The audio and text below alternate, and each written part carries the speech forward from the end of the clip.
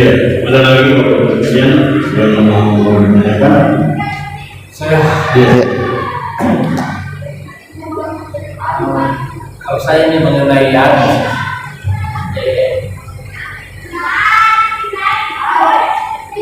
saya bingung itu mengenai apakah tidak ada salat sunnah ini di dalam Iya, ya. salat sunnah sebelum salat id itu. Jadi saya kadang-kadang ada kerjaan saya banyak orang bilang tidak ada salat dan apakah tidak ada salat setelah salat itu. Iya. Itu saya Iya. Iya. Yang pertama disebutkan dalam hadis-hadis yang sahih, para sahabat mengatakan karena Nabi SAW la salata qabla salatul idain wa la salata ba'daha.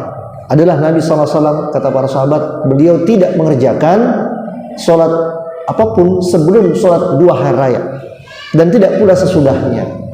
Sehingga berdasarkan hadis itu para ulama menyimpulkan tidak ada salat sunnah qabliyah ataupun ba'diyah salat id. Itu yang pertama. Yang kedua yang mesti kita pahami adalah Nabi mengerjakan sholat idnya, kata para sahabat, itu fil musolla. Apa itu musolla? Lapangan. Nah, itu orang Indonesia salah paham. Orang Indonesia bilang musolla itu masjid yang kecil namanya musolla. Tapi kalau di hadis disebut musolla itu adalah lapangan. Ya, musolla itu lapangan. Nabi selama 10 tahun di Madinah, ya kan, waktu 13 tahun di Makkah itu dakwahnya masih berhadapan dengan kafir Quraisy. Ketika di Madinah 10 tahun itu, selama 10 tahun itu kalau saya tidak salah ingat hanya 2 kali mengerjakan sholat id di masjid. Ya. Sisanya itu dikerjakan di lapangan sholat. Nah, ketika di lapangan Nabi tidak mengerjakan sholat apapun, baik sebelumnya maupun sesudahnya. Itu. Yang ketiga, lantas kita ini mengerjakan sholat idnya di masjid bukan di lapangan. Nah, apakah boleh kita sholat sunnah sebelumnya? Maka diperjelas sholat sunnahnya apa yang dikerjakan. Kalau yang dikerjakan sholat tahiyatul masjid, ya silahkan, tidak masalah. Ya, itu. Karena kerjakannya di masjid kan. Di zaman Nabi kerjakannya di lapangan memang. Ya, tidak ada sholat tahiyatul musolla, tahiyat lapangan, nggak ada. Penghormatan terhadap lapangan tidak ada. Tapi kalau di masjid dan Anda mengerjakan sholat tahiyatul masjid, selama itu sudah lewat waktu isyraq, maka boleh. Misalnya datangnya jam 6:30, langsung sholat di situ, sholat tidak ada masalah, boleh saja. Begitu. Lantas bagaimana dengan sholat duha? Ya, sebenarnya sholat duha juga tetap boleh dikerjakan. Hanya memang Nabi tidak mempraktekkan, ya. Nabi tidak praktekkan itu. Lepas sholat id Nabi kerjakan sholat, tidak Nabi praktekkan. Sebelum sholat id Nabi tidak kerjakan juga sholat sama sekali. Mengapa? Karena Nabi ini kan uswah, qudwah. Kapan Nabi kerjakan, maka orang bisa berkesimpulan berarti ada sholat sunnah sebelum dan sholat sunnah sesudah. Ya. Sholat duhanya boleh kalau mau dikerjakan di rumah, silakan. Mau dikerjakan hari itu tidak masalah. Ya. Lantas mengapa Nabi tidak kerjakan tadi itu? Kalau Nabi kerjakan, orang bisa menduga bahwasanya berarti ada sholat sunnah sesudahnya. Padahal bisa jadi yang Nabi kerjakan itu sholat duha, paham? Sebagaimana ketika kita baca dalam hadis-hadis yang sahih, dalam riwayat Bukhari Muslim, Nabi mengerjakan tarawih cuma 3 malam. Sekarang kita mengerjakan tiap malam selama Ramadan. Apakah itu bid'ah? Tidak.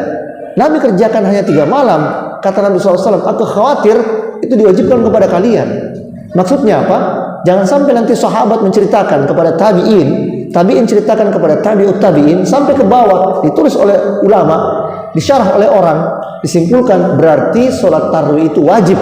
Karena Nabi tidak pernah meninggalkan selama sebulan penuh, selama Ramadan. Kan begitu.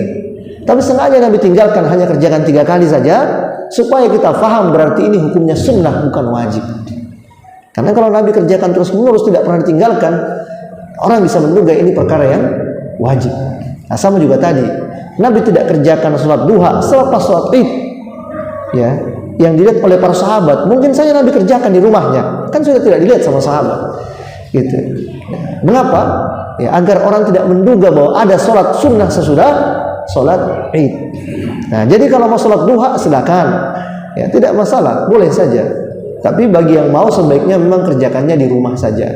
Jangan kerjakan di masjid supaya orang tidak menduga ada sholat sesudah sholat id. Di samping menghindari syubhat, tuduhan orang lain yang menduga kita membuat ibadah baru. Nah, karena memang Nabi tidak pernah mempraktekkan. Begitupun sholat tahiyatul masjid tadi. Ya kalau mau langsung duduk saja ya, tidak masalah juga. Tapi kalau ada yang mau sholat tahiyatul masjid karena sholat idnya diadakan di masjid, ya juga tidak masalah. Jadi memang ini faktor pemahaman masyarakat. Saya sering mengatakan banyak hukum syara itu yang sekarang sulit kita praktekkan karena masyarakat ini awam. Ya, termasuk dalam hal fikih muamalah. Saya sebutkan tadi fikih muamalah. Fikih muamalah, hukum jual beli mengatakan pembeli dan penjual selama belum berpisah maka boleh membatalkan akad. Ya, sudah beli sepatu, ya, mau lebaran ini, beli sandal lebaran, sepatu mau sholat id mau lebaran, sepatu baru sandal baru, sudah beli, sudah bayar, ya, tapi belum pulang, belum tinggalkan tempat. Nggak jadi Pak, batal nih. Kenapa? Aduh saya lupa kalau di rumah itu ketupatnya masih kurang. Jadi ini saya mau beli ketupat nih. Takut saya nanti sampai di rumah istri saya nyembelih saya. Padahal besok mau nyembelih kurban saya. Gitu kan? Gitu. Akhirnya dibatalkan. Apakah ini bisa kita kerjakan? Agak sulit kita kerjakan hukum ini. Meskipun hukum syaratnya begitu. Kenapa? Karena orang nggak ngerti. Saking tidak mengertinya orang, dia tulis di kasirnya barang yang sudah beli tidak bisa dikembalikan. Itu kan kalau dalam Islam nggak boleh begitu. Dalam Islam itu selama penjual dan pembeli belum berpisah, boleh itu dibatalkan itu akad. Tapi karena tidak pahamnya mereka tentang hukum Islam, dia tulis itu di tokonya. Barang yang sudah dibeli tidak bisa dikembalikan. Kan begitu. Jadi banyak sekali hukum syara yang tidak bisa kita praktekkan. Pada zaman Nabi, sholat jenazah itu dikerjakan di mana? Di luar masjid, Pak, bukan di dalam masjid. Itu di zaman Nabi. Sholat jenazah itu di luar masjid. Ketika Nabi dapat kabar berita tentang meninggalnya Raja Najsyi, penguasa Habasyah, Nabi langsung keluar masjid. Nabi perintahkan Bilal, Nabi perintahkan sahabat, panggil semuanya untuk keluar.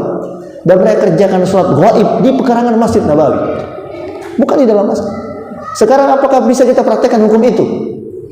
Ya, sulit Pak. Kalau kita praktekkan orang bilang, aliran apa ini ustaz ini? Aliran sesat apa?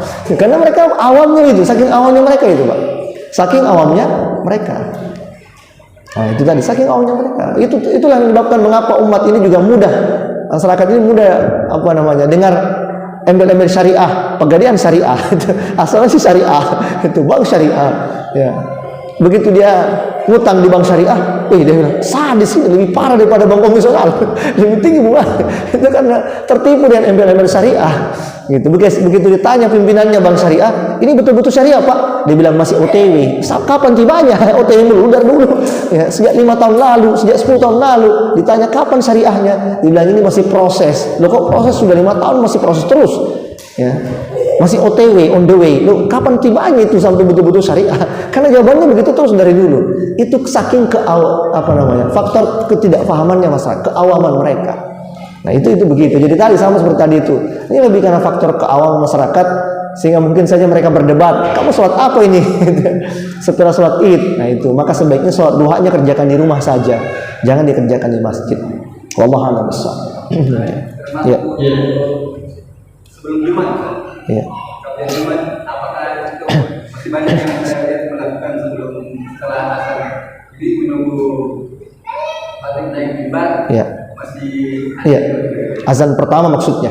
Iya. Jadi di zaman Nabi SAW itu menyebutkan dalam riwayat yang sahih Bukhari Muslim, barang siapa yang mandi di hari Jumat seperti sebagaimana mandi janabah, mandi besar, kemudian memotong kuku, kemudian dia memakai pakaian yang terbaik, memakai wangi-wangian, bergegas menuju masjid, sholat sunnah semampunya. Nah, ini menunjukkan semampunya, mustata'.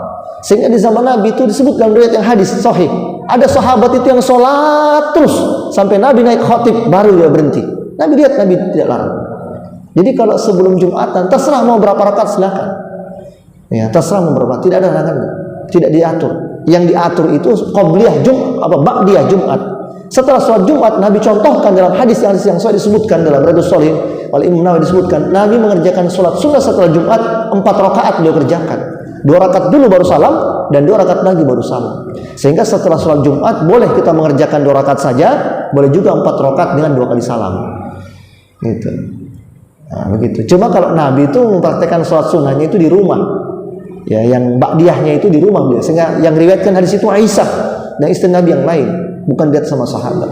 Nah, beda kalau kayak sholat id, nah itu memang bersama-sama sahabat yang lain ya. Sholat istisqa ya, bersama-sama sahabat. Tapi kalau kayak sholat rawatib itu beliau kerjakan di rumah. Sehingga yang meriwayatkan hadis itu istri-istri beliau. Tapi niatnya qabliyah Jumat Bukan qobliyah Jumat, ya terserah mau pakai istilah qobliyah Jumat juga boleh gitu. Tapi intinya itulah ada ulama yang menggunakan istilah sholat sunnah mutlak juga boleh.